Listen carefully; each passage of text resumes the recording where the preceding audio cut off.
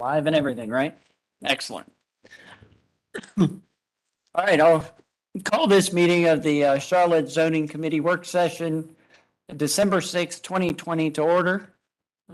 This meeting is our notice of access and minutes are being met through, or pardon me, this meeting is being streamed on YouTube. And this is not a continuation of the public hearing. If we have a question for petitioners, we'll have to make a motion in order to, and define a question in order to recognize them. And I think the rest of us, since we're all real, we can take votes by hand waving and verbal. So look out for that. No more roll calls. And I think that's all I have on my little note here. Let's jump into introductions. Commissioners, if I can start. Oh, pardon me, I didn't introduce myself. Philip Gustman, Chair, Zoning Committee. Courtney Rhodes, Zoning Committee. Douglas Walton, Zoning Committee. Melissa Gaston, Zoning Committee. RJ Harvey, Zoning Committee. Terry Lansdale, Zoning Committee. Thank you. And we are expecting our seventh commissioner, Will, here any minute now. I'll announce when he joins us. And if we could jump into staff, I don't know if we have a preferred direction. Joe, you want to kick us off? Joe Mangum, Planning Staff. Holly Kramer, planning staff. Emma Canarjas, planning staff. Dave Pettin, Planning. Anna Aliati, planning staff. John Kinley, planning staff. Michael Russell, planning staff. Excellent, and thank you. We have not too bad of a agenda tonight. Dave, do we have anything we need to talk about? Yeah, two quick items. Well, one, we'll get into the deferrals in just a moment. We've got on our calendar deferrals going to January 4th, 2023. That would be Wednesday rather than the first Tuesday. So just wanted to confirm and see if we could get action taken on having that be our January meeting date versus January 3rd. That'll be the first day back from holiday. So the 4th would be better for us to have an extra day to do any final preparation for agenda if we need to after the holidays. So if that's something we can do just for a matter of housekeeping, and then we would then defer Certainly. petitions to January 4th rather than, I think January 3rd would be our normal date. So. Okay, so everyone on the commission hear that? We're looking at considering a move of our meeting because this happened after executive committee would have happened. We will have to vote on it in order to change our date. Motion. I would need a motion, or if there's any discussion concerning the date, please let me know. So I would expect everyone here to be able to make it to that meeting. Very good. This is Commissioner Walton. I will make a motion that we move our January 3rd meeting to January 4th, same that time, et cetera. Second. Properly moved by Welton, seconded by Harvey. All in favor, say aye. Aye. That is a 5-0 vote. Excellent. We've moved our date. All right, so that brings Thanks, us Dave. to, no problem, several deferrals. We've got 3 listed and then 1 addition to the 3 that we have listed. The first one is item number 1, 2021-209 Coastal Acquisition Entity. Item number 2, 2021-213 by Goldberg Companies. And then item 3, 2021-232 by Chick-fil-A. And then the late ad was item number 18, and that's 2022-071 by MTB Holdings. The first 3 are requesting a deferral to January the 4th of 2023, and I believe the item number 18 is requesting a deferral to our June zoning committee meeting. Is that correct? So that'd be so the first 3 would be January 4th as listed, and then item 18 would be a deferral to our June meeting. Okay. I have a motion. This is Commissioner Walton. I move that we accept the deferrals as stated by Mr. Patine. Second. Properly moved by Welton, seconded by Harvey. All in favor, say aye. Aye. Thank you. That passes 6-0. Excellent, thank you. That's all we've got on housekeeping. All right, excellent. Well, I guess we can jump right in and have some fun then. First up, we have rezoning petition, item number 4, rezoning petition 2021-083 by MQC1 LLC. And that'll be Michael. Yes. Kick us off. Sure, thanks. This is approximately 5.38 acres located at the intersection of Arden Street and Kohler Avenue, east of Statesville Avenue and west of North Graham Street. The current zoning, several districts, B2, I1CD, R5, and R22 MF, and they are proposing a mixed-use development district conditional, MUD CD.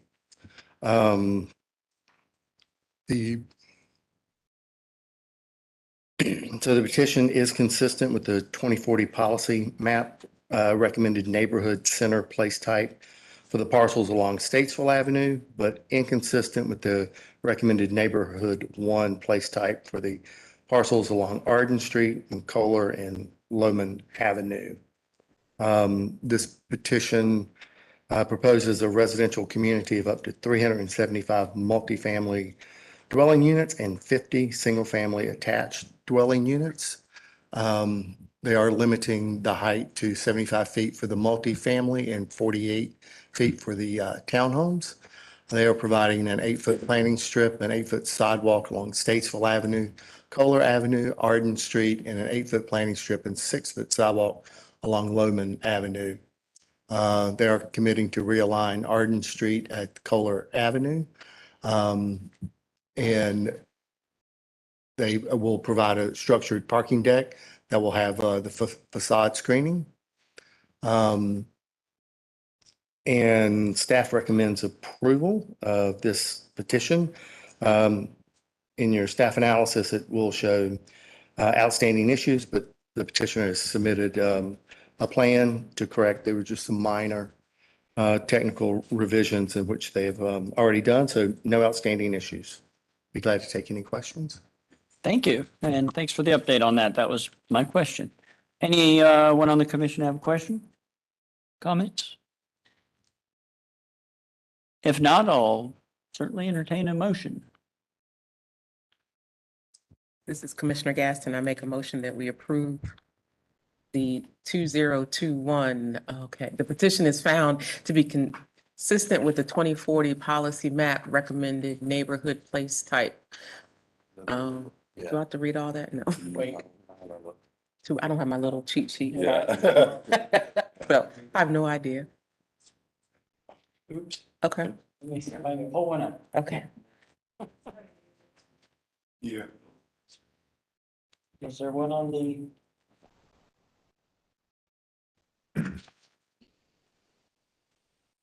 Walton, I thought you knew it off the top of your head. Yeah, I probably do know it on the top of my head.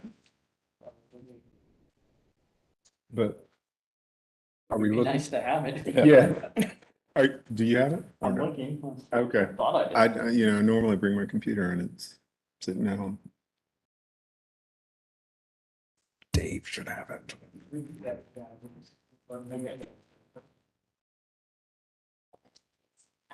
Would you like to make a Go motion? ahead and make the motion then. Having reviewed the petition and considered the consistency statement prepared by staff to approve this petition, I move that we recommend approval of petition number 2021-083 as it appears before us and the adoption of the consistency statement as it appears before us. Second. Thank you. Properly moved by Rhodes, seconded by Welton. All in favor, say aye. Opposed? I'd like to recognize Commissioner Will Russell has joined us. Thank you. Was that a vote that you had? Okay, so that passes 6-0.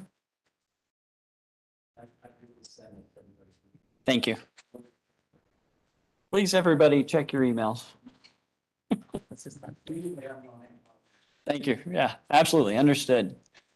All right, moving right along. Item number 5 on our agenda, rezoning petition 2022-003 by Joy Homes LLC. And we're with Joe. Thank you. This is approximately 4.39 acres located on the south side of South Tryon Street, just north of Orchard Gate Drive in Steel Creek community. The current zoning is R3 and proposed zoning is R12 MFCD.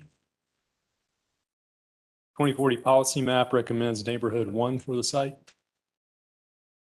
And the proposal is for up to 29 single-family attached dwelling units at 6.61 DUA with a maximum of 5 units per building, providing a 28-foot Class A buffer that is on the north and east side there, highlighted in green. Proposing to extend Clover Cliff Road through the site with an 8-foot planting strip and 6-foot sidewalk on both sides of the street. Provides access to the single-family attached dwelling units through a private alley extending from South Tryon Street to Clover Cliff Road. Upgrade the South Tryon streetscape with a minimum 8-foot planting strip and 12-foot multi-use path. Prohibits the use of vinyl, ephes, masonite as exterior building materials. Committing to porches and stoops on all corner or end units that face a public or private street. And are providing 5 visitor recessed parking spaces along Clover Cliff Road. Since the public hearing, the petitioner has addressed outstanding issues related to transportation by labeling and dimensioning the existing back of curb from the existing center line of South Tryon Street, labeling and dimensioning the right-of-way from existing center line of South Tryon Street, and revising the South Tryon streetscape to show a 12-foot shared use path along the site's frontage. Also, the petitioner has addressed site and building design issues by extending the buffer to the Clover Cliff Road right-of-way line, removing a note regarding private streetscape that no longer applies, and labeling the width of the Clover Cliff Road setback. Staff recommends approval. It is inconsistent with the neighborhood 1 place type recommendation. However, we feel that it's compatible with the adjacent multifamily residential. It's within a quarter mile of a community activity center.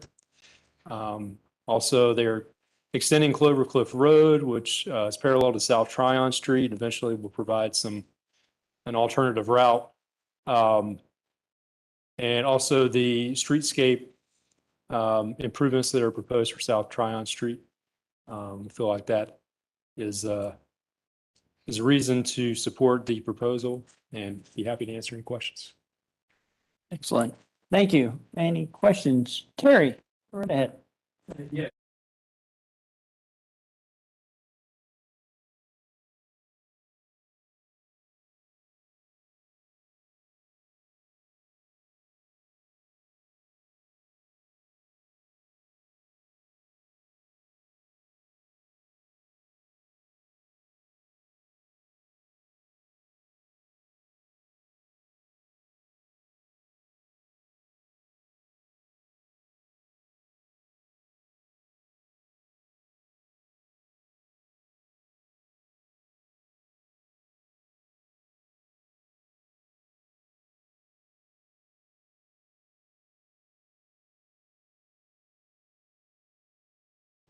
Just building 4, and you'll see that 90.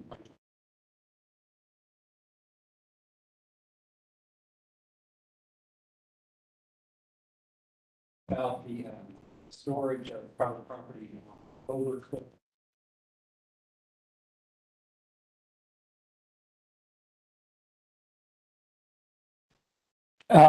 Whoever's running could we, I'm not sure if it's this one, but a different slide that had the Tryon Street detail on the sidewalk.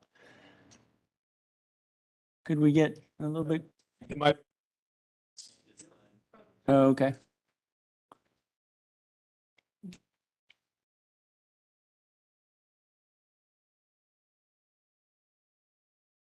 It's that slide right there. Thank you.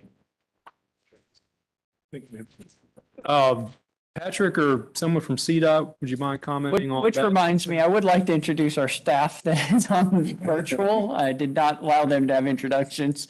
Could you guys go ahead and jump in? I don't have a list in front of me of who's there. And then we have a question for CDOT. Yeah, we can introduce ourselves, but we didn't hear any of the question. The mic wasn't on for the question, so we'll need it repeated afterwards. But I'm Jay Carpenter with CDOT staff. This is Patrick Monroe with CDOT staff. And yeah, I didn't hear any of the question either. Sure. So I have concerns over the design of the sidewalk and sidewalk width. Commissioner Lansdale, you might want to choke up on the mic a bit. Sure. Thank you. All right, on take 3. Jake, you ready? All right, some concerns over the sidewalk design and sidewalk width along South Tryon Street. As we broaden out from that picture, the continuous linear facility that is along South Tryon Street is broken up with this 90-degree design. And this comes at the cost of a right turn lane for the ingress and egress for this particular parcel. I also have concerns regarding the storage necessity for storage of property along Clover Cliff Road. Those are my 2 main concerns regarding this parcel. Okay, thank you. I'll go ahead and let the rest of the folks introduce themselves, and then I'll answer your question if that works.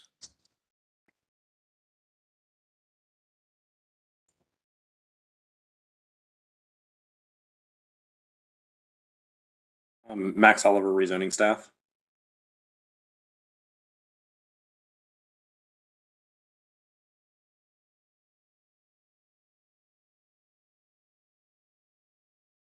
So Drew Ritter, CDOT staff. Travis Miller, CDOT staff. Washington, CDOT staff. I think that's everyone. Okay. So in regards to the South Tryon MUP, the kind of transitions you see on the current plan, those do look, looking at it, they look a little more angular than we would typically see. During permitting, that would be something we would closely be looking at and making sure the transitions meet our land development standards. We do have specific standards that specify the criteria for different radii and divergences from existing sidewalks to help smooth out those transitions. So it's probably not the best what you have shown on the plan today, but that would certainly be something we would continue to look at in permitting. The right turn lane, I understand you are concerned about that. This facility, South Tryon, is an NCDOT facility, and that was a requirement, I believe, of the state. So that is something we're going to have to work with to, help smooth out that transition, given the fact that there's the right turn lane. I will say that this is a MUP or shared use path that is much wider than the existing sidewalk. So that'll as well help, provide some additional maneuvering space if needed. And that'll also allow for pedestrians and bikes to, share the path comfortably. And then as far your second question, I didn't quite catch the question. Could you repeat that one? And hopefully that answers your question on South Tryon. If you have anything else, be happy. Yeah, thank you for that clarification. And certainly the design of this facility at this point is inconsistent with the existing facilities along South Tryon. And the other relationship, or the other issue I had was along Cloverleaf Road and the parallel parking. Is there a necessity for that? Is that a requirement for that to store private vehicles in the public right of way? Gotcha. Okay. As far as it being a requirement, I'm not sure if this petition in particular is using parking to just to meet some of their minimum zoning requirements. That may be something the petitioner could answer. Typically, we don't require parking to be installed. We do like to have parking installed where it's feasible and reasonable and is needed. in certain areas, generally around residential. You know, we would like to sometimes see parking. It just depends case by case, kind of situational. If you have specific concerns about the location or whatnot, we could try to help work through those.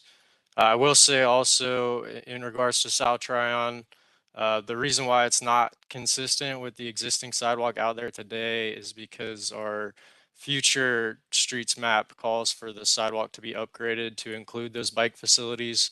So that's why you're seeing a wider, much wider sidewalk being proposed here than what's out there today. And that, you know, eventually we would hope that we get this entire stretch of Tryon to match that ultimate facility. Ed, if I could jump in here, I think we have an older version of the site plan on the PowerPoint. Because what I'm looking at here, the latest site plan shows that multi-use path continuing with a slight jog, but a much more direct path. So apologize for that. Joe, thanks for the clarification. That Yeah, helps. you're correct on that, Joe. The what you're seeing here is not the latest site plan. The latest site plan is much more smoothed out. It's probably still not what we would want to see during permitting, but it's, you know, closer to the rezoning level of the detail that we would typically see. I had a question. Terry, are you thumbs up? Thank you for the clarifications. No problem. Will, go right ahead. Yes, this is also for CDOT. I'm following up on the line of questioning regarding, what is that, Clover Cliff Road at the bottom. So it looks like it runs past the driveway and then there's a stub over to the next parcel. And per the staff's review, it says something about that you're creating a parallel opportunity against South Tryon to allow traffic to flow. But can you explain why that stub is needed and what parallel flow is CDOT expecting from an extended Clover Cliff Road? I don't think there's a, you know, direct need that we can correlate to today. It's more so part of the overall, you know, city goal, not just CDOT, to provide connectivity. I believe it has a lot to do with the subdivision ordinance that the council passed that requires certain streets to be placed at certain locations. So I don't necessarily think it's, you know, there's one cause that we can point to that says that we need the road here today for this reason. It would certainly benefit the overall, you know, traveling public in the area. If someone lives over there and they want to, you know, be able to have an alternate route to get over to different access locations along South Tryon and eventually, hopefully, other network streets that get built out. Right. So I want to push back on that a little bit because even if you do stretch that out, you're still going to have to enter and exit off of South Tryon Street. So I don't see how adding a loop of maybe two parcels is extremely necessary. I wonder why we just couldn't have had a hammerhead at the entrance at the bottom to allow, you know, a trash truck to turn around or emergency vehicles to come and go. And why we couldn't take the rest of that land and just deed it as potential right away for the next development. I just think that we're increasing roads that the city's gonna have to pay for, that we the taxpayers have to pay for no reason, and that they're not gonna be used to the effect that we're thinking that they're going to be used for. So I would like for us to kind of think through those things as we go into the future. Let's make sure that we're just not creating roads to create for road's sake, and that we're doing it more for true access and true traffic movement. Any more questions? I was going to add, Dave, that's probably a subdivision requirement as well. That's part of it, yeah. So it's probably being driven by subdivision ordinance. Yeah, there's a lot of undeveloped tracks out there that could potentially connect long-term back over to Burnham Wood, Wiley Way, which gets you out to Youngblood, not to Tryon. There's Harmonia Street, which dead ends to undeveloped properties, as well as Chambray Lane, which dead ends to some undeveloped properties. So trying to continue to build a potential network of streets that allows those communities to be interconnected without having to travel back to some of the main roads. That's the intent of the subdivision ordinance, and that's why I believe that road was requested to be extended to that next parcel over. So then that next parcel over then would trigger subdivision again, and they would have to continue that network on their side. So there's just a lot of unconnected dead-end streets here that are looking for future connections, and we're trying to continue to provide those opportunities long-term. So then what's the threshold for subdivision? Like, how many, is that based on units? Is it based on? Some of it's acreage? based on units, some of it's based on if they have a multi-building site, which this is. This one is also triggered because Clover Cliff is already teed into this property. So once you have that stub to that undeveloped property has to connect to it by requirement. So that's part of it as well. Yeah, I think we need to look at that a little bit more.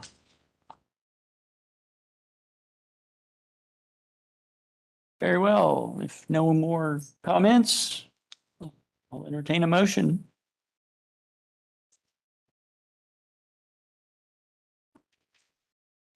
This is Commissioner Rhodes, I make a motion.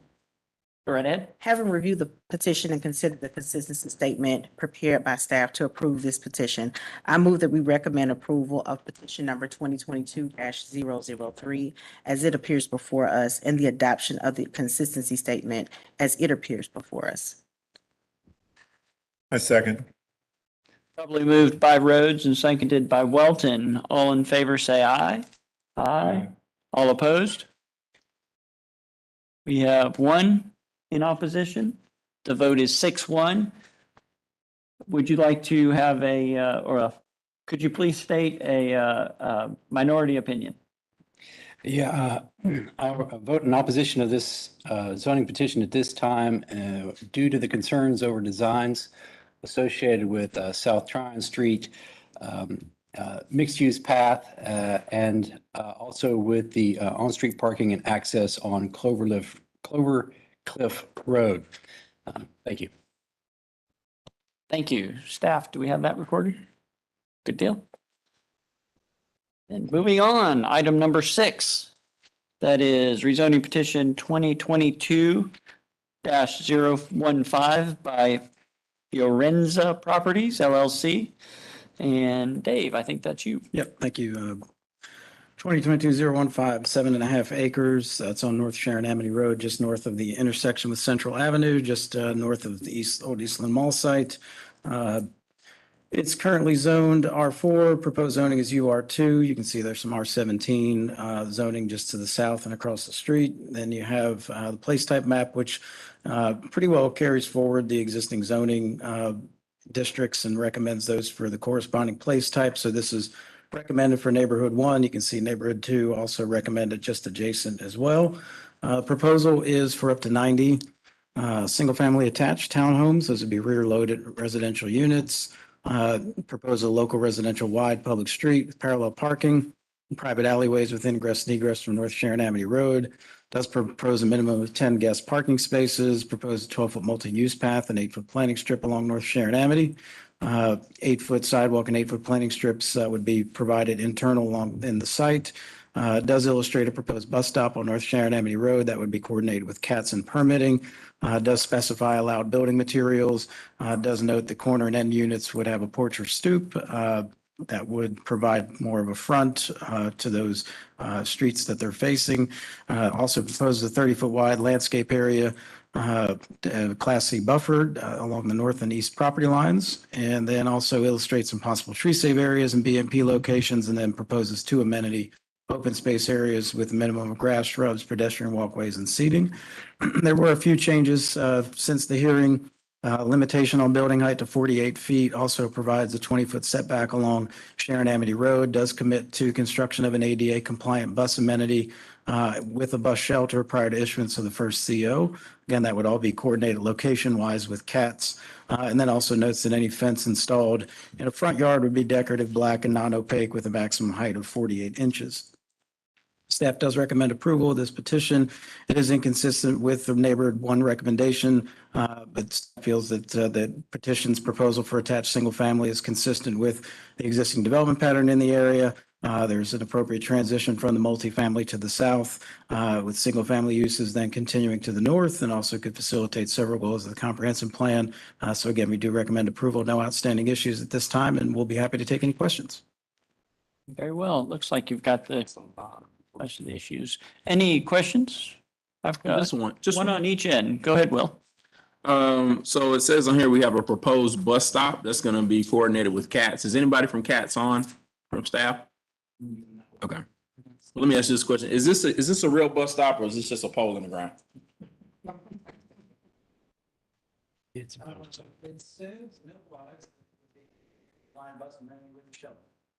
Okay. Perfect. Thank you. That's certainly nice. Commissioner Lansdowne. Yes, I want to express concerns over the 20-foot setback along this parcel on North Sharon Amity Road, along with the sidewalk width that's associated with that. The reason why this is of concern to me is that this is in the high injury network already, and it is surrounded by the highest level of high injury network impact, both on either side of this parcel and to the intersection. So the safe, I don't think it meets the attainment to for item number 5 for safe and equitable mobility, the way the frontage is designed at this point along the North Sharon Amity frontage.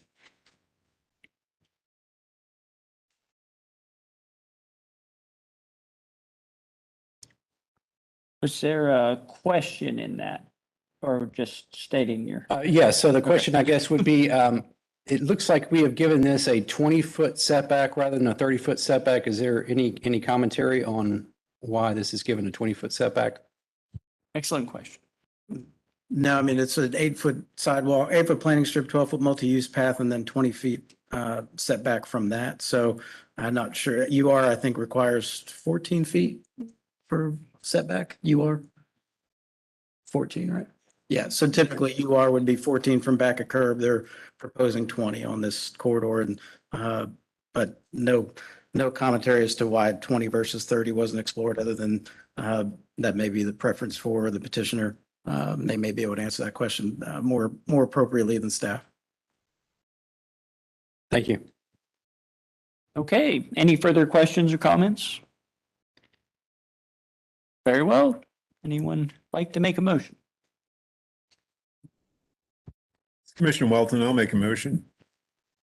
Having reviewed the petition and considered the consistency statement prepared by staff to approve this petition, I move that we recommend approval of petition number 2022-015 as it appears before us, and adoption of the consistency statement as it appears before us. Who was that?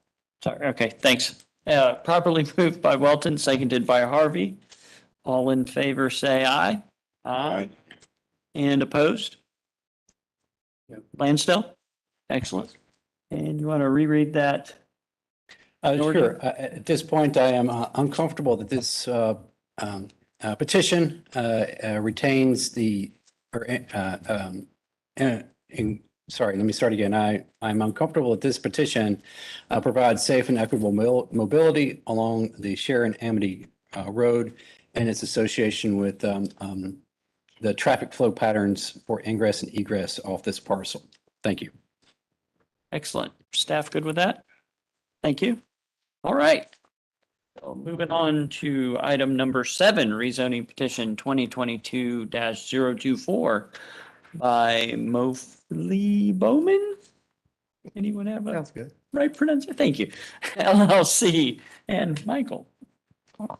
Thank you. This is approximately 5.37 acres located at the northwest intersection of Reams Road and Pressberry Boulevard, south of West W.T. Harris Boulevard. The current zoning is R3, single family residential. The proposed zoning is R8 MFCD, multifamily residential conditional. The 2040 policy map recommends the neighborhood 1 place type for this site. So in this proposal, They propose to develop up to 29 single-family attached townhouse-style dwelling units on vacant land.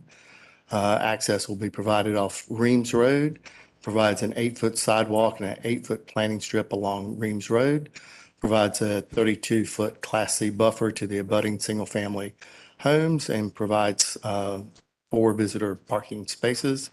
Provides us some architectural standards as well. Staff does recommend approval of this petition, and there were no outstanding issues. Very well. Any questions, comments? Commissioners? Motions? Commissioner Welton will provide a motion for us. Thank you. Having reviewed the petition and considered the consistency statement prepared by staff to approve this petition, I move that we recommend approval of petition number 2022-024 as it appears before us, and adoption of the consistency statement as it appears before us. Seconded by Lansdale. Thank you. Properly moved by Welton, seconded by Lansdale. All in favor, say aye. Aye. Opposed? Seeing none, that passes 7-0. Moving on to item number 8, rezoning petition 2022-02034 by Roars Companies. Michael, back to you. Thanks. This is approximately 17.32 acres located at the southwest intersection of Old Statesville Road and Gibbon Road, east of Statesville Road. The current zoning is split zoned R3 single family residential and I2 CD general industrial. Excuse me. And so the proposed zoning is R17 MFCD. Next slide. The 2040 policy map recommends the commercial and neighborhood 1 place types, sort of along zoning lines. This petition is proposing a residential community of up to 208 multifamily dwelling units and up to 32 townhome dwelling units for a total of 240 units. Access to the site will be from Old Statesville Road and Gibbon Road. They do provide a 12-foot multi-use path and an 8-foot planting strip along Gibbon Road and Old Statesville Road. And they will provide a 8-foot sidewalk and an 8-foot planting strip along the public street A and B, as shown on the site plan. They do reserve space for the Mecklenburg County easement for a future seam trail. And they provide a 50-foot Class C buffer between the site and the adjacent single-family neighborhood. They provide open space with landscaping, seating areas, and hardscape elements. And they do provide architectural standards for both the multifamily and townhomes.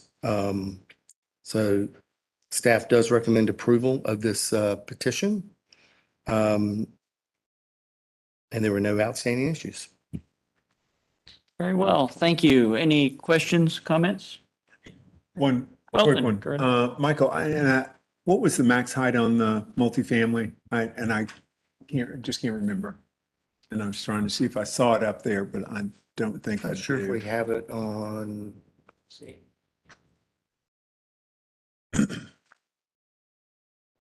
Yeah, 65 feet. 65 feet. Okay, thank you. Any other questions? Anyone like to make a motion on this one? This is Commissioner Gaston. Having reviewed the petition and considered the consistency statement prepared by staff to approve this petition, I move that we recommend approval of petition number 2022-034 as it appears before us, and the adoption of the consistency statement as it appears before us. Lansdale, second. Properly moved by Gaston, seconded by Lansdale. All in favor, say aye. Aye. Opposed? That passes 7-0 as well. Excellent. Moving on, item number 10, rezoning petition 2022-041 by BVB Properties. Back to Michael. Thank you. This is approximately 5.6 acres located on the west side of Statesville Road and south side of Sunset Road, east of I-77. The current zoning is CC and B1. The proposed zoning is B2 CD. This petition proposes to allow all the permitted uses by right under prescribed conditions in the B2 zoning district. This petition is consistent with the 2040 policy map recommendation for the commercial place type. There were no outstanding issues, and staff recommends approval of this petition. Thank you, Michael. Any questions, comments for staff? Any motions? This is Commissioner Walton. I'll make a motion. Thank you. Having reviewed the petition and considered the consistency statement prepared by staff to approve this petition, I move that we recommend approval of petition number 2022-041 as it appears before us and adoption of the consistency statement as it appears before us. Rhodes, second. Thank you. Properly moved by Welton, seconded by Rhodes. All in favor, say aye. Aye. Opposed? And that also passes 7-0. Moving on to the real number 10, not the misspoke number 10 that I said last time. Number 10, rezoning petition 2022-042 by Brian Aganema. Sounds good to me. Anyone know? Dave? We'll go with that. All right. We will go with that. 2022-042 is about 23 acres. It's on Harrisburg Road, just south of Sam D Road and south of I-485, just across from Mecklenburg Shrine Club Road. It's currently zoned R4. The proposed zoning is to take that to R5, just conventional. The policy map recommends neighborhood 1 place type for this area and the surrounding area, so that R5 would certainly be consistent with that. Again, this is a conventional petition, just going from that R4 to R5. Staff does recommend approval. There are no outstanding issues as it being conventional. It is consistent with that recommendation for the neighborhood 1 place type, and we'll be happy to take questions. Any question? Yes, Commissioner Lansdale. Just a quick question for CDOT. I think this Harrisburg at this point is like maybe less than a mile from the entrance to 485, if I'm remembering this petition correctly. Are there any, don't recall any notice of any roadway improvements or any issues with traffic volume. Is that correct?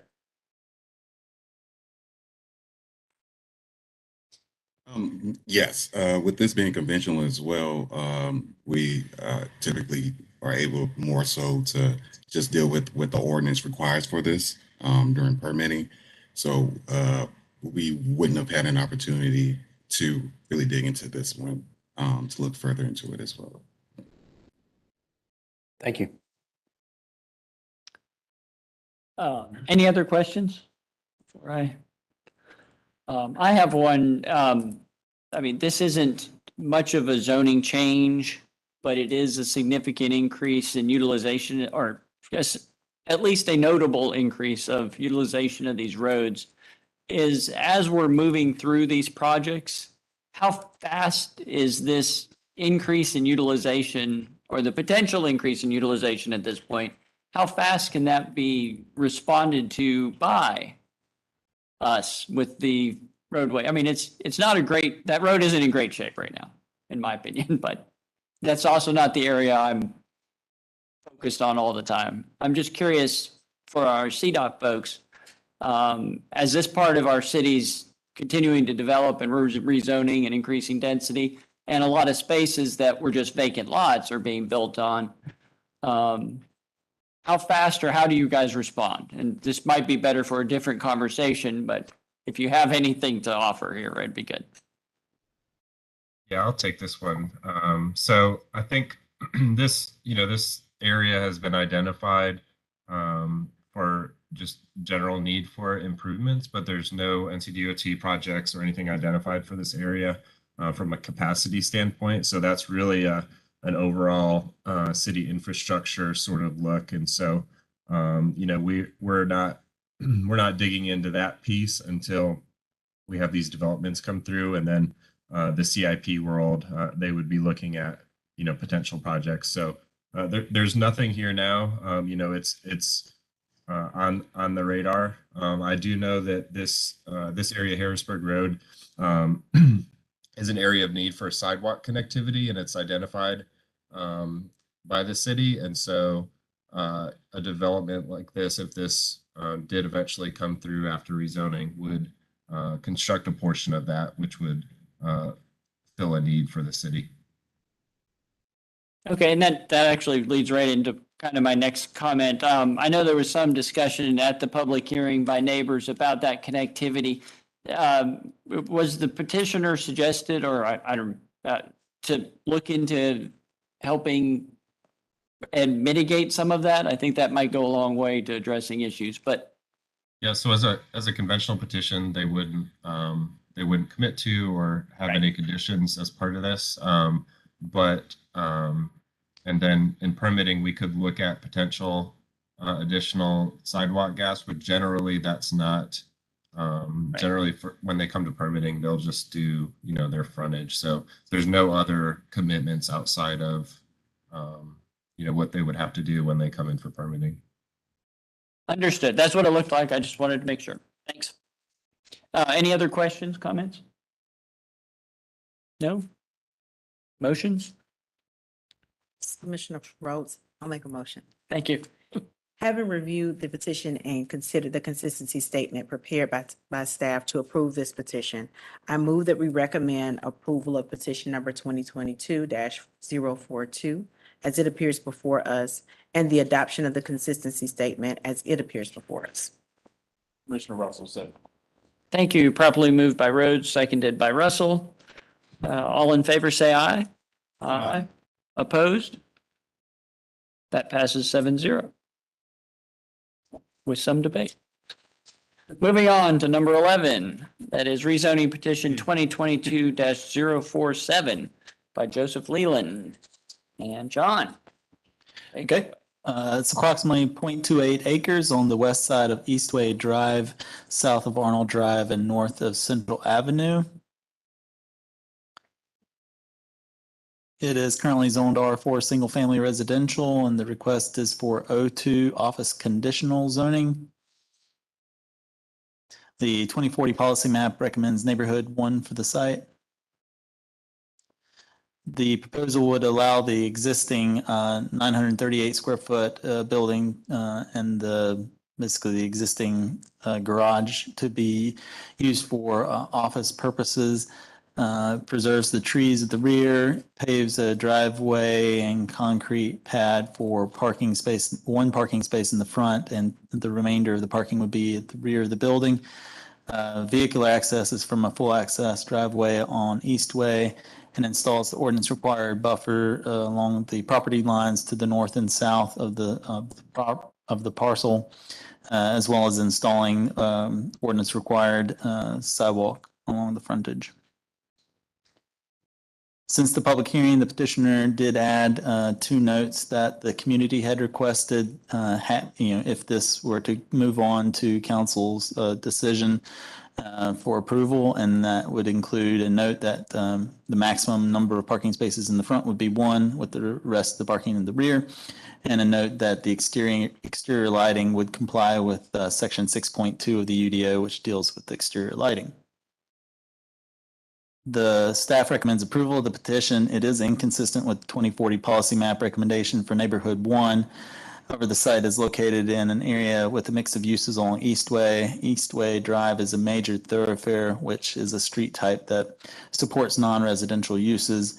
There's a mixture of uses in the area along Eastway Drive, and the parcel is not located within a single family subdivision. And the conditions of the petition maintain the existing residential structure and proposing to convert it for just office use, and provides buffers against the adjoining single family homes. The petition would facilitate or could facilitate items 1, 8, and I'm not sure what retainer identity charm number is. Apologize that that's left off. Those goals of the comprehensive plan It would revise the recommended place type in the 2040 policy map from neighborhood 1 to commercial place type. And that's mainly due to that there's not really an office place type for in the current place type I guess, menu of options that we have. There isn't one that's specifically for office. So commercial, we felt would be the best fit for this. And I'll take any questions if you have any. Thank you. Any questions? Just a quick question for staff that Go ahead. you may be able to answer. I mean, I know that there was some opposition from the Mary Oaks neighborhood. Any clarification on what their specific issue was? So the neighborhood representative that spoke at the public hearing indicated that their main desire would be for this to remain for residential use and not be converted to office use. However, they did say if council decided to approve the petition, despite their concerns, they did ask for those 2 notes that I mentioned to be added to the plan, which the petitioner has done in the event that council decides to approve it. Thank you. Commissioner Walton? John, just a question. You said something about the sidewalk, and this is just a curiosity. There's an existing sidewalk there, right? And I am assuming that the new sidewalk will have to be like the new stuff would be built, or does it? Or I will have to defer to CDOT on that because I think they're indicating a new sidewalk, but like you said, there's an existing sidewalk in place. So I'm not sure if that meets the current standards or not. So Yeah. I'll just defer to CDOT to respond to what would be expected. CDOT? So, because they aren't changing any of the building, it doesn't kick in any of our ordinances. And the existing planning strip and sidewalk are within the minimum that the city allows. So we haven't, they aren't required to upgrade the streetscape. okay, thank you. Sorry for the confusion there. No. It's your fault. Well, and just as we previously stated before, that we frequently rely on these rezonings to bring about the sidewalk changes that we seek to help reach our new standard. That's why this is a little different from that regard. And I think one of the, I don't want to speak for CDOT, but I think for their policies, but in terms of planning policies, when we look at that, what we looked at is it being just a reuse of an existing structure and not a full redevelopment of the site. It didn't really raise to the level of, basically tearing out and building in the new sidewalk that's there, especially since the sidewalk does meet the current minimum standards. Absolutely. That was the presumption. I just wanted to kind of, and we just had a previous example earlier tonight already. Any other comments? Lansdale. Yes, can you address the tree save change? Was that was a change that happened as well? That was noted different in the petition that we got? Is that correct, or am I misremembering that? Is a tree save going to be in place, or are they going to reduce that?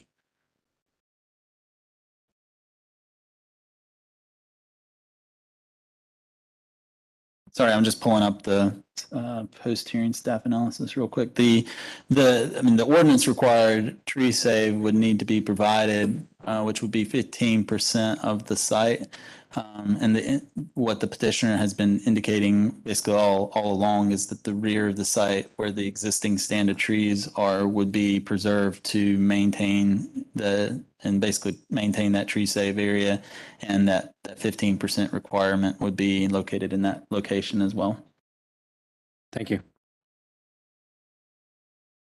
Any other questions? All right, this is certainly kind of interesting, but anyone like to make a motion? This is Commissioner Walton. I'll make a motion. Having reviewed the petition and considered the consistency statement prepared by staff to approve this petition, I move that we recommend approval of petition number 2022-047 as it appears before us, and adoption of the consistency statement as it appears before us. This is Gaston.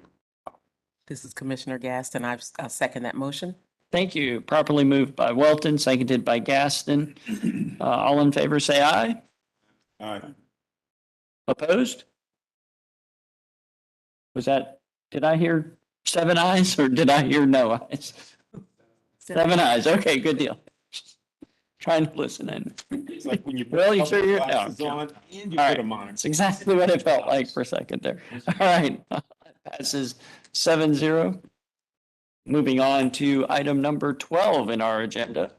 Rezoning petition 2022-056 by Mark Plot Inc. Michael, back to you. Thanks. This is approximately 1.27 acres located in the southeast intersection of Benfield Road and Ridge Road, north of Interstate 485. The current zoning is, a portion is R3, single-family residential, and CC, commercial center. Next slide. So the 2040 policy map recommends neighborhood 1 and the community activity center place type. This petition, they are proposing a 4,400 square foot outdoor seasonal sales farmers market on vacant land. They are also having access is provided by an entrance on Benfield Road and a driveway that connects to Bryce Knoll Lane. They're dedicating 57 feet of right of way to the future alignment of the Highland Shops Drive, and they commit to a 22.5 foot buffer fence between the site and the church preschool. No changes after the hearing. So the petition is inconsistent with the policy map for the neighborhood 1, but it is consistent with the community activity center place type. Staff does recommend approval of this petition. Be glad to take any questions. Thank you. Any questions, comments? Terry, go right ahead. Yeah, this is a question regard the gravel parking area and coming from air quality and consistencies for particulate matter pollution. Does this site pose any conflicts with air quality? That I don't think I can answer. Thanks. Dave, any input on that that you can offer? I don't think we've heard anything from our partners in Louisa for any kind of environmental concerns. But yeah, we can follow up with them if needed. But yeah, I'm not aware of any concerns that were shared about any of that from their responses. Commissioner Lansdale, is the question, so I understand. Obviously, I understand the potential negative impacts of air quality of a gravel parking lot. Are you looking to see if we're already considering it or if it's just over or under? Is there any? I just didn't see a comment adjust in the petition from air quality associated with that. We've had Understood. issues with that, with gravel, with other facilities as well from neighbors. So that's a historical reference. Thank you. Excellent. Thank you. I had a question, Michael, just a quick question. So I know we're rezoning this and this is my neck of the woods. So we've got parking stalls in front of and behind the entrance off of Benfield Road. With this rezoning, does B1 allow for tractor trailer parking? Okay, that's what I want to make sure, because you can see on that picture, if you look on Ridge Road, we stay with tractor trailers on that side, and sometimes they do park on Benfield on that side too. So I just want to make sure that we're cognizant of that as we're rezoning. That's no issue out there on Benfield Road. Yeah. People parking with semis out there. Okay, thank you. Excellent. All right. Any further comments or questions? Just one in line with what Will just said. Is there a length or what's the criteria? What's a tractor trailer and what's a big old truck? Okay. Yeah, I just had that thing of, that thing they pull horses behind, and the big old truck. I mean, can you? Horse trailer. Yeah, whatever that. If there's no criteria for it, I'm cool, but I just wanted clarification on, I don't want somebody pulling in with it, that something looks like a tractor trailer truck, but it's not. Okay. I'll be quiet. Any motions that anyone would like to make on this?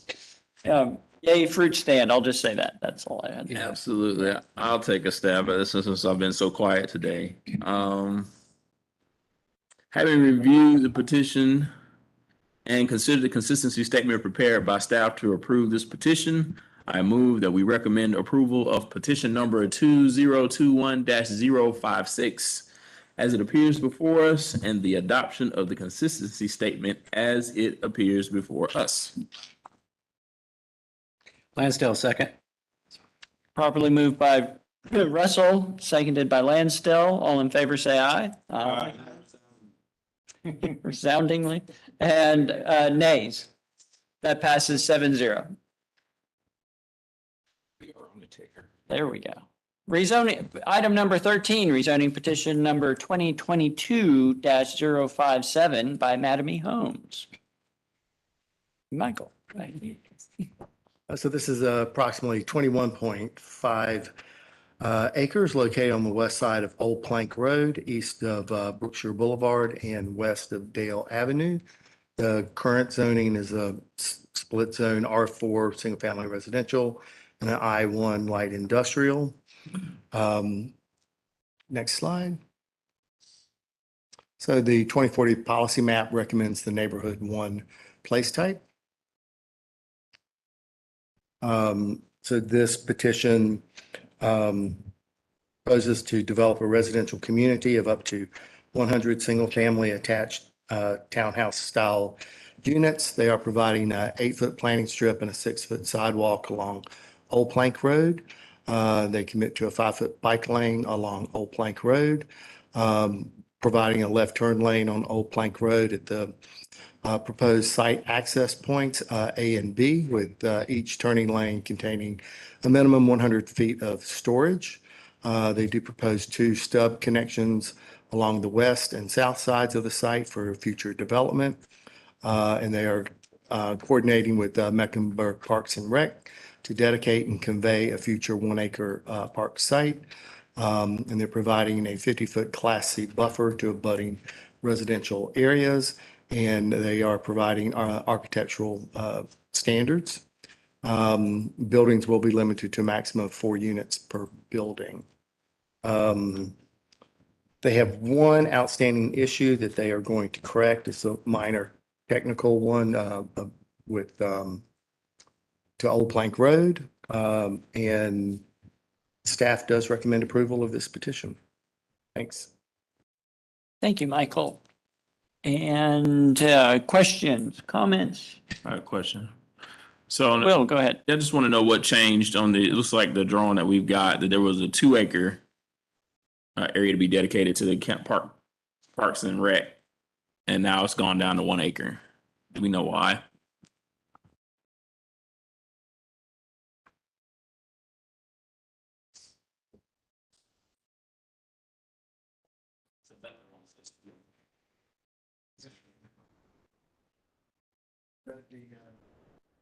Site plan. Said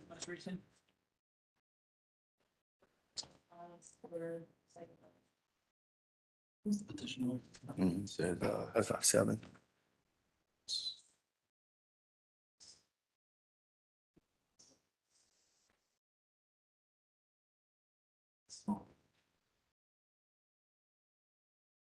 We do have the petitioner here if we want to ask any I questions was- about any Sure. changes to that. Yeah, I mean, Russell, do you? He says, yeah, 2 acres. They are currently at 2 acres, I've been told. Thank you. I'll take it. If we are able to find the documentation, that might be helpful as well. Went to a I different mean, where location. did you see it as 1 acre? Because I'm looking at the site. It was on the review that Oh, okay. Yeah. On the site plan.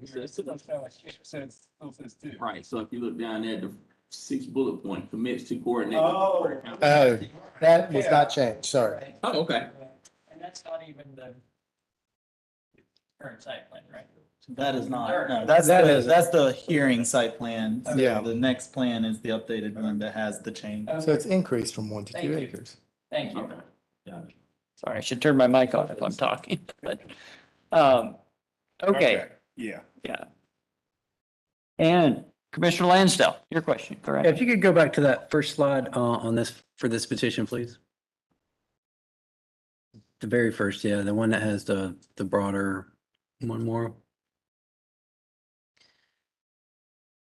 Okay, yeah, this is for CDOT. Can you confirm that Old Plank is a designated truck route?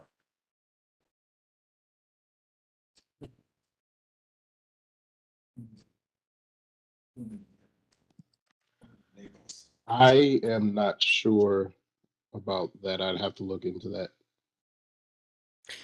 Great. We'd love to have that as a follow-up as well. And I'm understanding in this area, I know it's, I tried to pull it up on the air quality as well, but there are a lot of permitted facilities in proximity there. Again, did Louisa sign off on this? Do we have any comment on this from Louisa?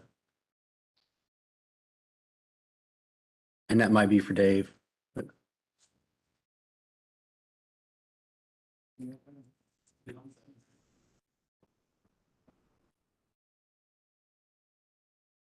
I'll take this moment to point out that Commissioner Lansdale is our designated representative to recognize us in a lot of transportation board efforts and boards. So thank you very much for the fine work, Terry. Yeah.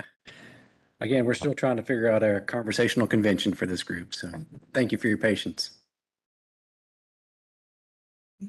And we can do this as a follow-up if you need to. I don't want to take the body's time for this.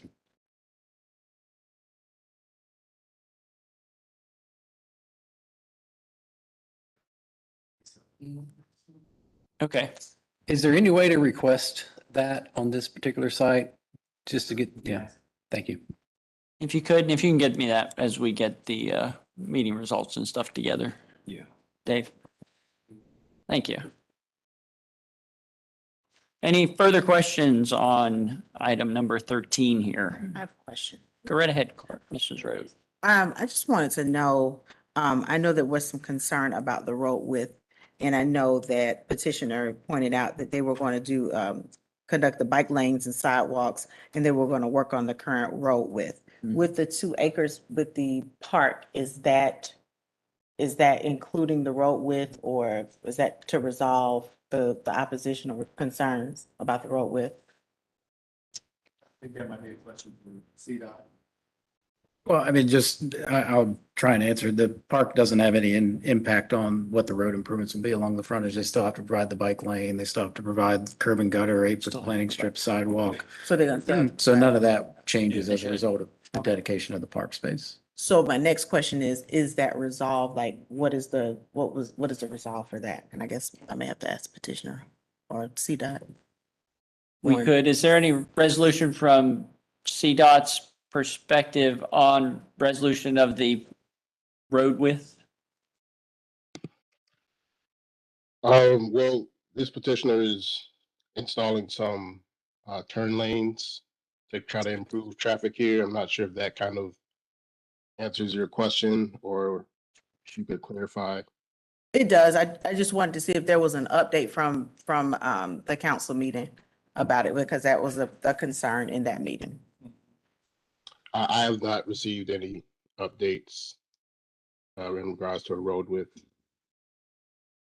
Okay. Go right ahead. Just to follow in on what Courtney was saying, I'm assuming there is a minimum road width when they add this additional turning and storage capacity there. And therefore, that road would appear to be wider and perhaps take away some of the concerns that the speaker at the public hearing had in front of this particular property. It's not going to fix all of the road, but in front of this particular property, that would be addressed. Yeah. I'm assuming that is correct. I said assume.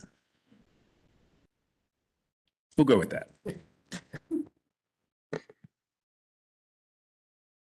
Yeah, I mean, they have to install turn lanes. They've got to dedicate right of way along Old Plank to do all of that. So all that's part of the project improvements along their frontage. So that answers the question to some degree. Okay. So just be perfectly clear, no further questions for the petitioner, correct? Or Just a question. questions in general, go right ahead, sorry.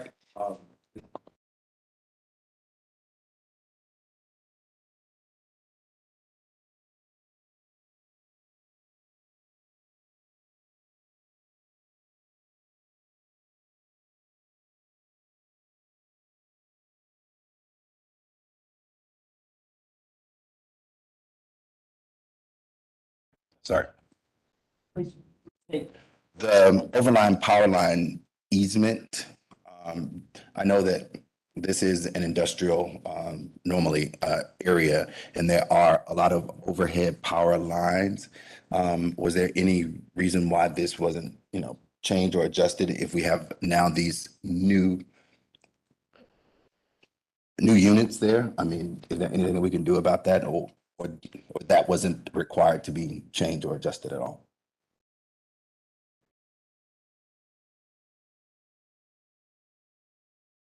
I'll defer to CDOT if there's any changes to the configuration of the road, but typically we wouldn't get overly involved in moving the easement. That's got to be core. If the easement can be moved in permitting or through the development process, certainly that's a desired outcome, but that's going to be through the petitioner and, third-party utility company that we really don't have any control or authority over. If they can move it, fantastic. We can maybe straighten that road out a little bit, but it's a bit of a challenge sometimes to move those over at utility easements. So they've left it in place and they've adjusted the road widths, corresponding to that. But if for some reason they can come in and say, hey, we're going to move that easement, it'll either straighten the road out a little bit or we'll just get some green space in front of there. Thank you. Any other comments or motions for that matter? Anyone? It's Commissioner Wells, and I'll make a motion on this one. Right ahead, Commissioner Will. Having reviewed the petition and considered the consistency statement prepared by staff to approve this petition, I move that we recommend approval of petition number 2021-057 as it appears before us and adoption of the consistency statement as it appears before us. Thank you. And a second, anyone? Rhodes, second. Thank you. Properly moved by Welton, seconded by Rhodes. All in favor, say aye. Aye. Opposed? That passes unanimous, 7-0. Item number 14, rezoning petition 2022-060 by Providence Group Capital. And Holly. Thank you. This petition is just a little under 6 acres on the west side of South Boulevard along the blue line, as you can see there on that map highlighted. The current zoning is I1 light industrial, and it is proposing to go to TODCC, Transient Oriented Development Community Center. As you can see on this map, in the pink section below it is TODCC. There's still some existing industrial zoning around it, but we're seeing more and more in that area transition from its current industrial uses or industrial zoning over to TOD. All right. The policy map calls for community activity centers, so TODCC is consistent with that police type recommendation. Again, that's a reflection of the shift in the area from industrial to transit supportive projects. It is a conventional petition, so there is no associated site plan. It's within a half-mile walking distance of the Woodlawn Station. As I noted, it's right along the blue line there, so it's an appropriate spot for TODCC, and we didn't have any issues, but I'll take any questions that you might have. Thank you, Holly. Any questions? Terry, go right ahead. Remind me again, did we have to cross railroad tracks as well to get to Old Pineville for this property on the backside? Yeah, so there's no direct connection over the railroad track. So when I say it's within a half-mile walking distance, that's measured as you can currently reach it along the existing sidewalk infrastructure. Okay, thank you. Any comments, motions? It's Commissioner Wells, and I'll make a motion. Having reviewed the petition and considered the consistency statement prepared by staff to approve this petition, I move that we recommend approval of petition number 2022-060 as it appears before us and adoption of the consistency statement as it appears before us. Lansdale, second. Properly moved by Welton, seconded by Lansdale. All in favor, say aye. Aye. Aye. Opposed? That passes 7-0. Moving on to item number 15 on our agenda, rezoning petition 2022-061 by AHC Investment Group. And back to John. This is 2.21 acres bound by the south side of North Church Street and north side of North Tryon Street and east side of West 31st Street. It is currently zoned I2, General Industrial. Proposed zoning is TOD NC. The 2040 policy map recommends innovation mixed use for the site. Staff is recommending approval of the petition. It's consistent with the 2040 policy map's recommendation for innovation mixed use place type. And I'll take any questions. Any questions, comments? Terry? Quick comment on this one. I appreciate you guys letting me come in hot tonight. I want to thank everybody for being here. Thank you for the laughter. I want to commend staff for all the hard work that they're doing and really allowing us to be prepared for great conversation tonight. So with that said, when I looked at this one, I know that there's been a history of brownfields, and I was glad to see that this was not a designated brownfield site. So I'll be supporting this petition. Very good. Any other questions, comments? Anyone like to make a motion then? Shall I give it a try? I think you can. Yeah, You've can I- got the can I do script that? now. Yeah, okay. Just fill in the blanks. You got it. Hang on, I got to make sure I got it right here. So, Good practice. that's right. We're gonna do it right now. Having reviewed the petition and considered the consistency statement prepared by staff to approve this petition, I move that we recommend approval of petition number 2022-061 as it appears before us. And the adoption of the consistency statement. Perfect. You just beat me as recruiters pointing out that. Excellent. And a second, anyone? Probably second. Properly moved by Lansdale, seconded by Harvey. All in favor, say aye. Aye. Opposed? That's another 7-0. And moving on to item number 16, rezoning petition 2022-064 by Crosland Southeast. I think we get to see a sign, Holly. Thank you. Yeah, you all may be a little familiar with this site in a previous rezoning from a couple years ago. So this site is just a little under 9 acres along the south side of Central Avenue, west side of Pecan Avenue, and the north side of East Independence Boulevard there. The existing zoning is B2 PED, so just general business pedestrian overlay. And it is proposing to keep the existing zoning district, but just add an optional provision onto that pedestrian overlay. The place type for this site is Community Activity Center, and this petition is consistent with that place type recommendation. The petition itself is conditional, and it's that optional provision, as I noted, to request the development of a rooftop sign on a building that's less than 30 feet in height. So typically ordinance would require that any rooftop sign has to be on a building that is at least 30 feet. This building is slightly below that. You might have seen the visuals provided at the public hearing for the sketches of what that would look like. So it's serving as sort of like a place making project for the entrance to the Crosland Southeast project along Central Avenue and Pecan there. So there's going to be essentially mid to high rise buildings behind it. And this rooftop sign is an entryway point into that new development being proposed. That's the petition. So as I said, there's no real site plan. It's just that optional provision from the pedestrian overlay. Staff recommends support of this petition, and all technical revisions and outstanding issues have been addressed. Questions or comments?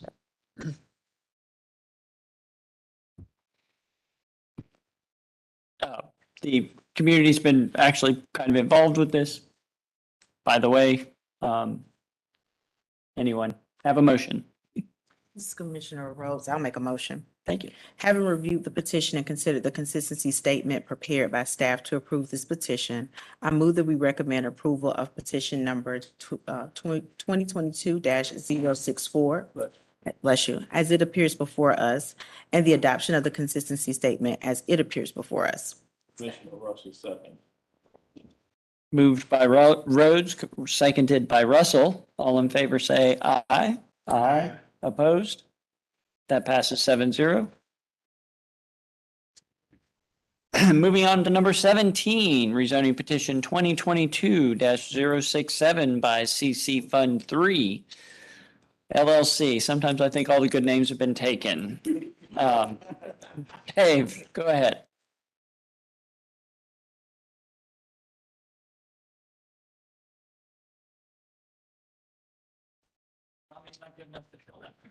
Oh, it was so good. It's so good. It threw me off. All right. So, 2022-067 is approximately 15.92 acres. It's out on Wilkinson Boulevard and Sam Wilson Road, just north of Old Dowd. It is currently zoned, both B2 and I2 conditional. And the adopted place type map does recommend innovative mixed use for this place, or excuse me, for this site. The site is located along the future Silver Line. There is a proposed stop area right there. You can see Sam Wilson Station proposed along Sam Wilson and Wilkinson Boulevard as well. So that does make this area applicable for a TOD district. TOD NC would be the applicable district in this instance, and that's what is being requested. It is a conditional petition. It is consistent with that IMU innovative mixed use place type. Staff does recommend approval, and we'll take any questions you may have. Thank you, Dave. Will, hit it. I do have a question that is on the minds of everyone that is, all three people that are watching this. So this is being based on the Silver Line alignment coming down Wilkinson Boulevard. What happens if good sense prevails and that line alignment moves? Then does the TOD still apply? Yeah. Yes, it would still apply. Yeah. So even if there's no transit there, it would still apply? Yes. They would likely, I imagine, try and rezone, maybe, I don't know, in order to get the parking lot back. I don't know. That's what I'm trying to understand. I will say that there was some concern about, are we putting, when we start putting TOD on the ground this far ahead, and I understand that concern, though I will say, I look at what happened on the Blue Line extension and how just a few years before the Blue Line extension started digging up the ground, even people added car lots adjacent to it. And I was like, okay, so maybe it is better if we get way out in front of it and start marking the ground well. But I also understand that the Silver Line is unfunded at this point, and You're kidding. I'll defer to Walton for his comment right now. And I would, you took my comment more or less, is, when I talked to the petitioner, and it was like, okay, what does Silver Line TOD get us? And my understanding is that we can at least reserve some of the rights of way that might be necessary when the Silver Line arrives, and not if. You know what I mean? So that's my comment. That was one of the conversations for staff also, is Yeah.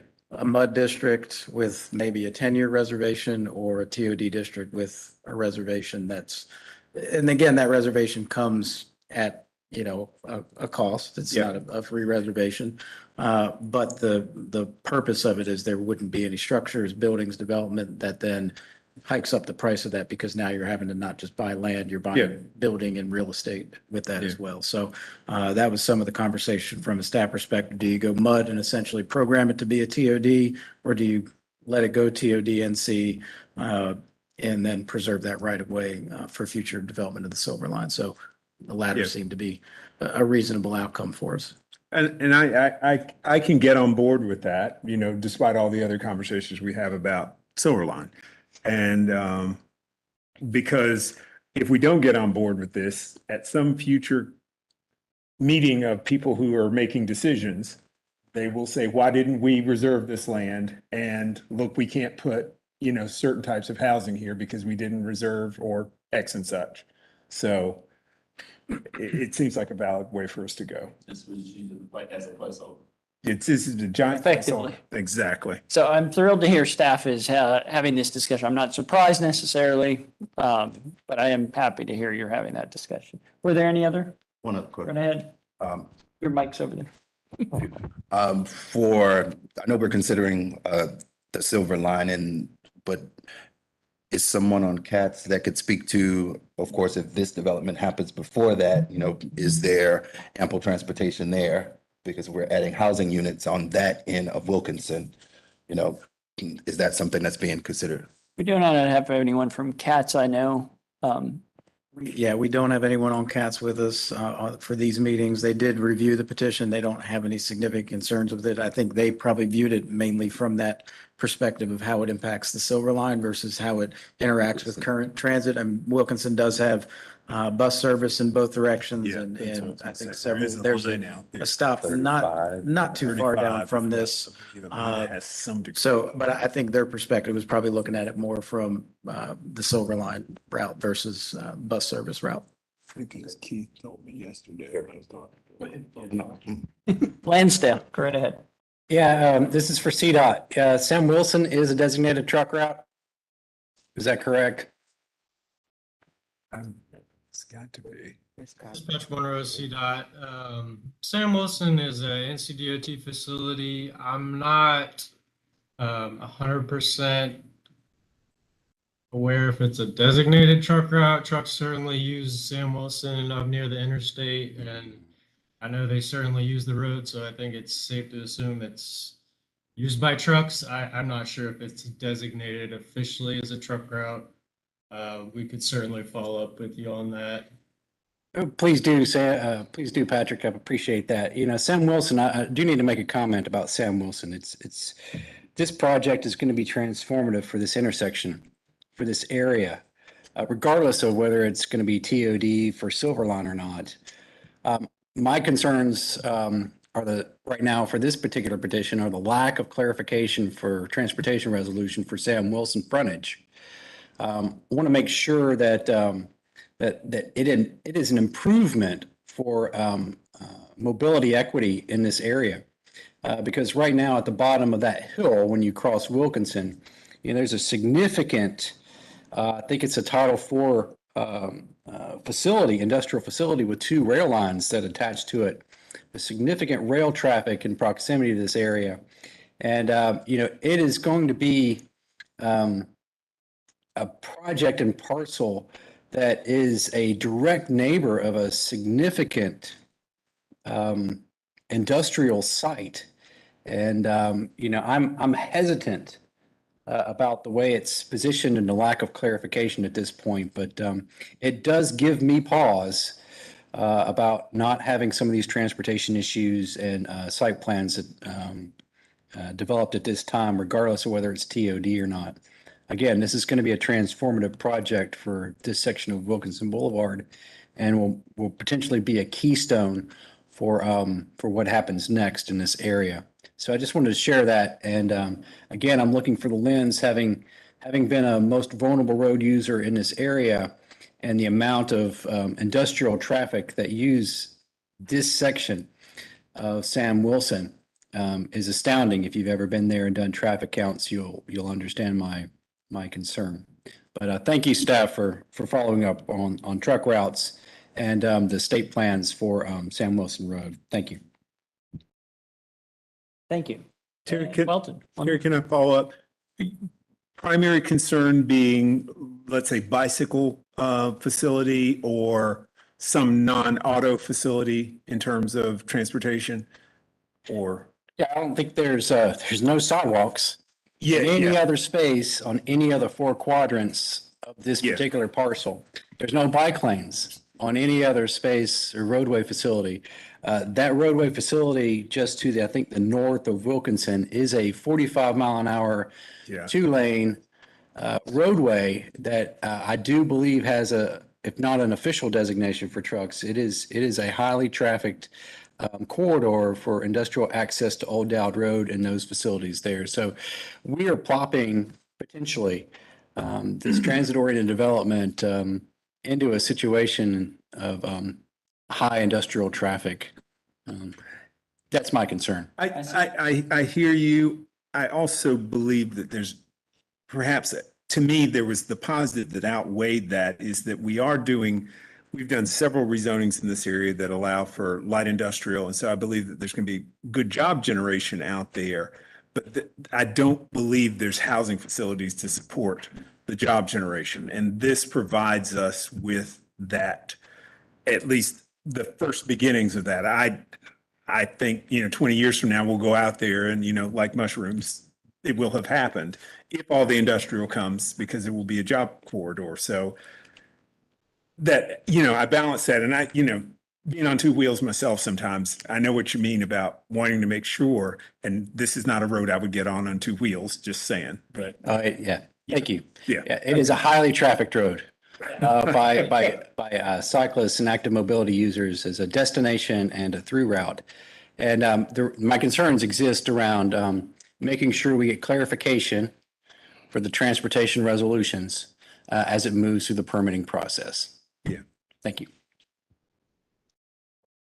CDOT, got all that? And CDOT did say that this one's a state road, right? Sam Wilson State Road. All right. Yeah. All right. So yes. You can ride it to the Whitewater Center. Water Center, that's right. And yeah. I'm good. Any other debate? In that case, anyone would like to make an emotion? I'll make a motion. Right ahead, Douglas. Having reviewed the petition and considered the consistency statement prepared by staff to approve this petition, I move that we recommend approval of petition number 2022-067 as it appears before us and adoption of the consistency statement as it appears before us. Commissioner Rhodes, a second. Motion by Welton, seconded by Rhodes. All in favor, say aye. Aye. Opposed? That passes 7-0. 18 is deferred. So moving on to item 19 on our agendas. And that is rezoning petition 2022-072 by Hector Guadarrama. Guadarrama. Joe, maybe you know. Guadarrama. Thank you. Guadarrama. This is approximately 0.62 acres located on the east side of Marmac Road, just north of Tuckasegee Road. Current zoning is R3. It's within the airport noise overlay and lower Lake Wiley protected area. Proposed zoning is R4 and would carry those special designations. 2040 policy map recommends neighborhood 1 place type for the site. It is consistent with that place type recommendation. Staff recommends approval, and I'll take any questions. Any questions? Motions? This is Commissioner Gaston. Commissioner Gaston, go right ahead. Having reviewed the petition and considered the consistency statement prepared by staff to approve this petition, I move that we recommend approval of petition number 2022-072 as it appears before us and the adoption of the consistency statement as it appears before us. It's Commissioner Welton, I'll second. Harvey, do you want this one? No? Okay. All right. Properly motioned by Gaston, seconded by Welton. All in favor, say aye. Aye. Aye. Opposed? That passes 7-0. Moving on to number 20 on our agenda is rezoning petition 2022-162 by Dream Key Partners, Inc. John. Okay, this is 7.23 acres on the west side of Weddington Road, north of Walker Road, south of McKee Road. It is currently zoned R12 MF conditional, multifamily conditional. Current zoning or proposed zoning is R17 MF multifamily residential conditional. The 2040 policy map recommends the N2 place type for the site. They are proposing up to 96 multifamily dwelling units in a single building for a density of 13.3 units to the acre.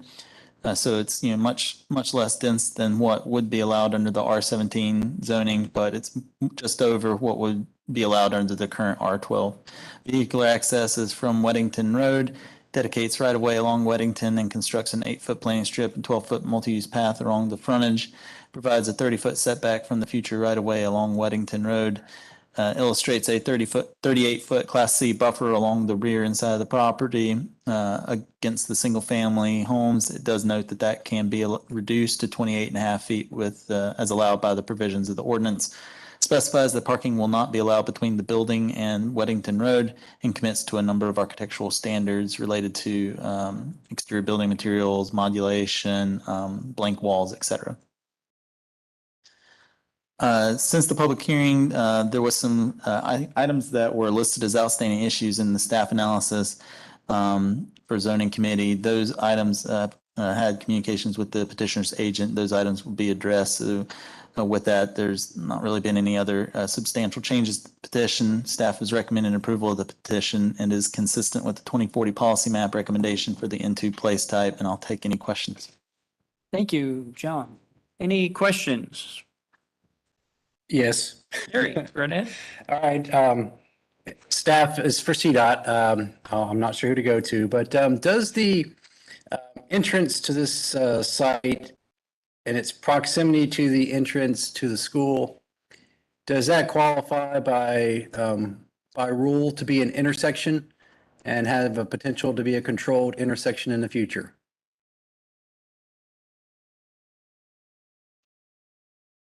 So in a way, yes. You have two driveways connecting to the road, so they're intersecting a road. I'm assuming you're asking more so if signal may be warranted due to this. That's correct. Or any other traffic control device that may be appropriate for this facility? Currently, based off of the current traffic volumes,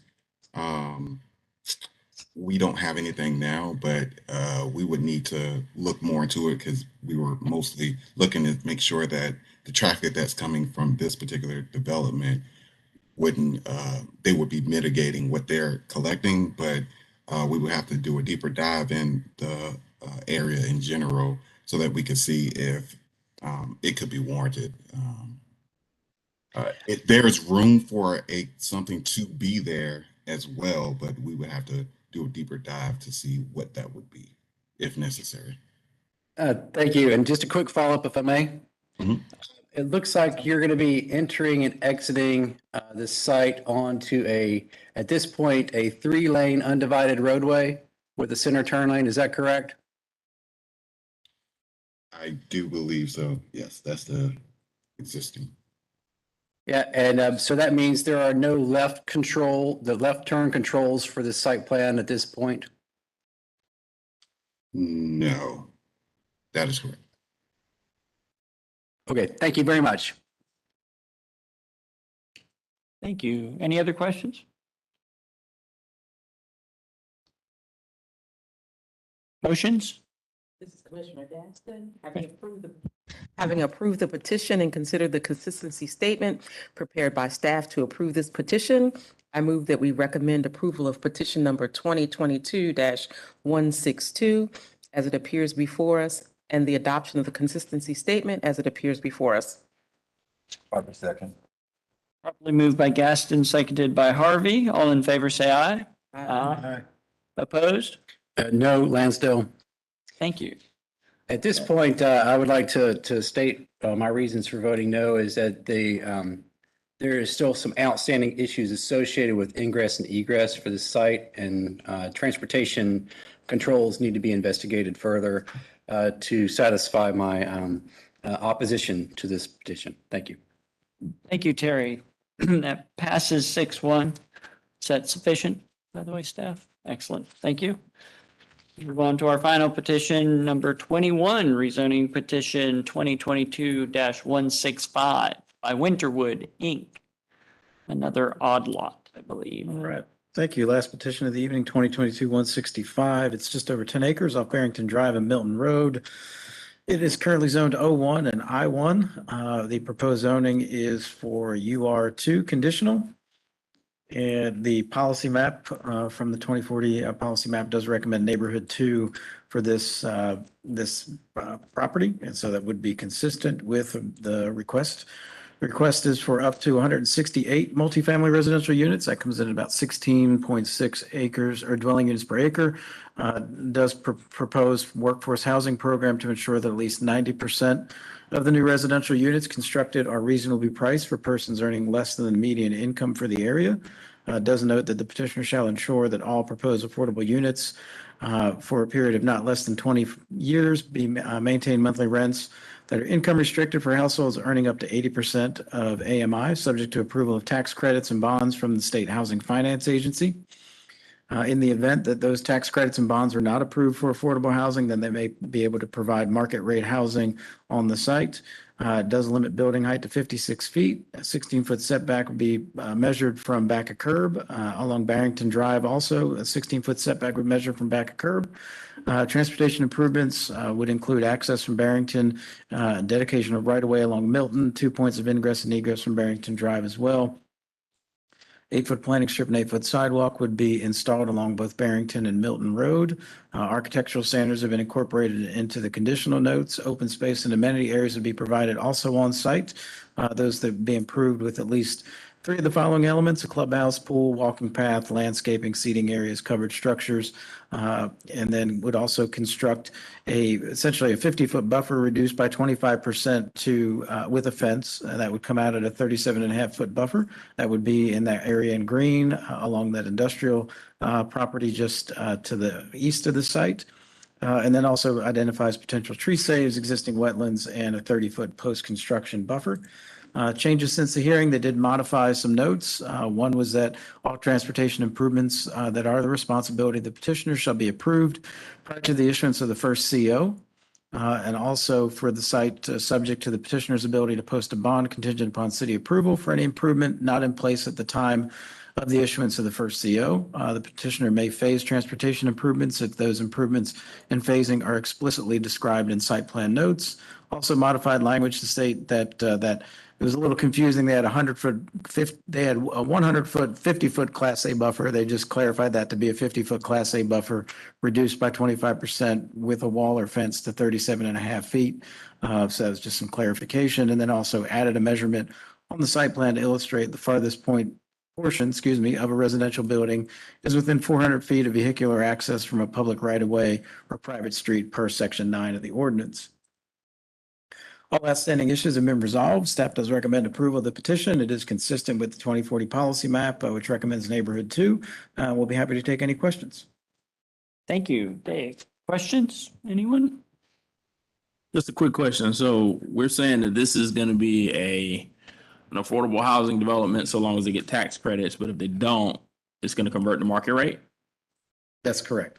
Ooh, okay. Yeah, that kind of feel like that if they were going to have tax credits, that they would have had that before they got this far, but. No, they can't get that far without the zoning in place. Right. Can't apply for the credits without the zoning.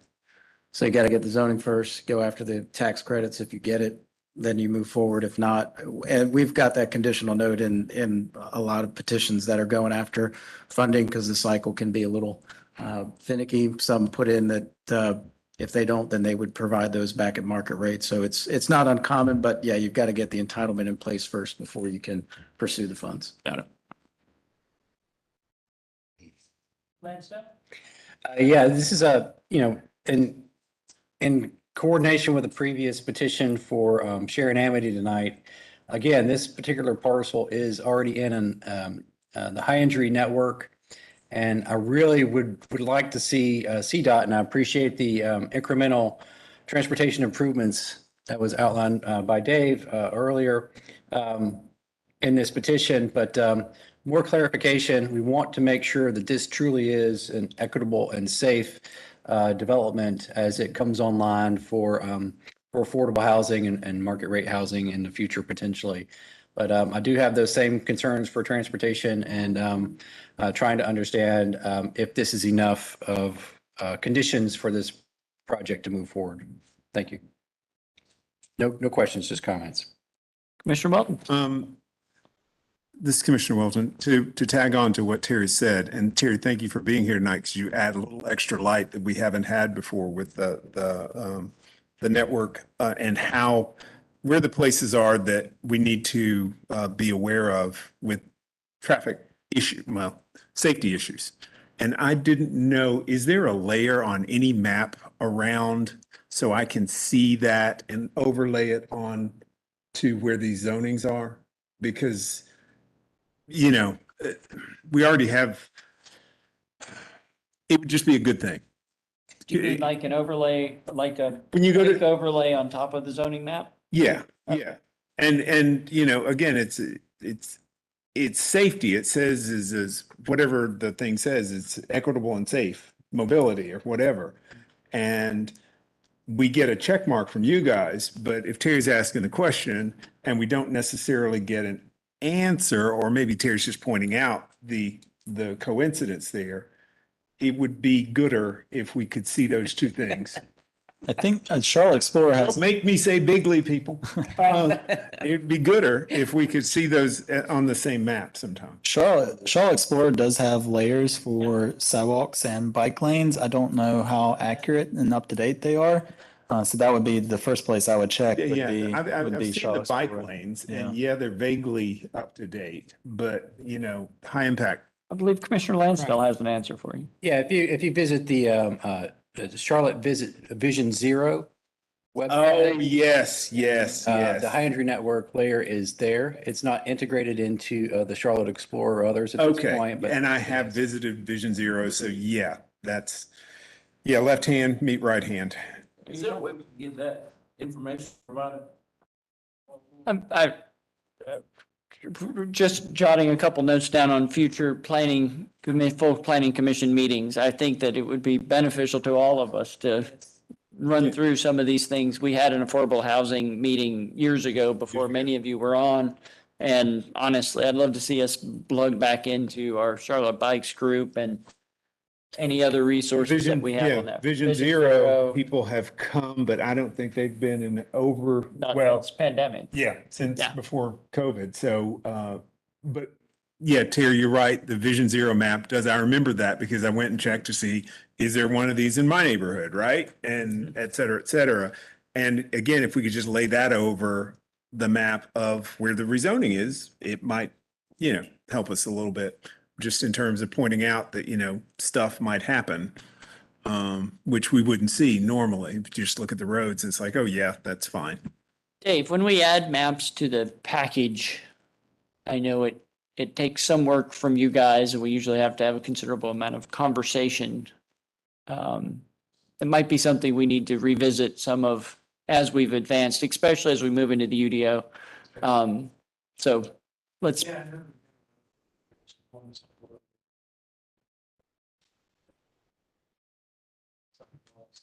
Yeah.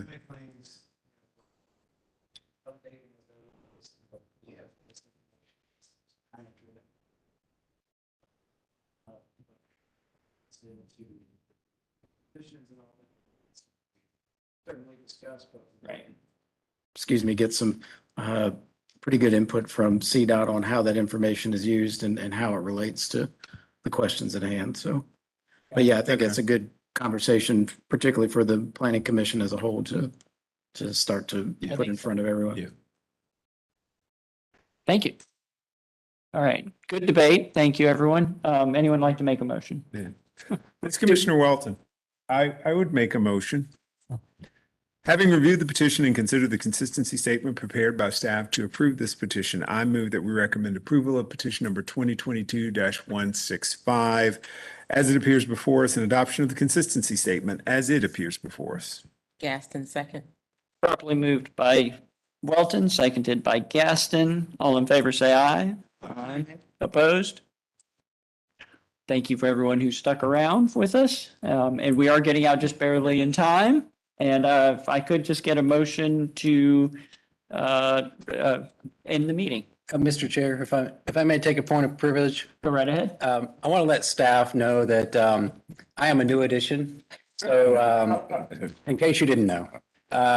But I appreciate the work that you're doing and moving forward. I hope that we'll have these conversations before we get to the dais. And those on CDOT, I'd love to be able to set up times to chat with you about the great work that you're doing and all the work that you put into these petitions and evaluations moving forward. But I want to thank you for your grace and consideration tonight as we make this first introduction with you all. So thank you. Thank you. I moved, motion to close.